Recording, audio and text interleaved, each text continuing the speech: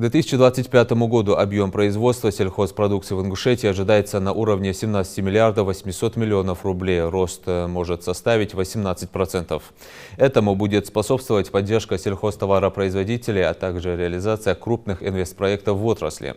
По данным Северокавказстата, по итогам января-октября 2022 года регионы Северного Кавказа произвели сельхозпродукцию на общую сумму порядка 550 миллиардов рублей.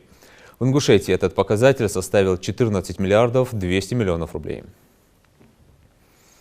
Регионы, где в 2022 году увеличились площади посевов, застрахованных от неурожая и других неблагоприятных событий, получат возможность дополнительно поддержать своих аграриев.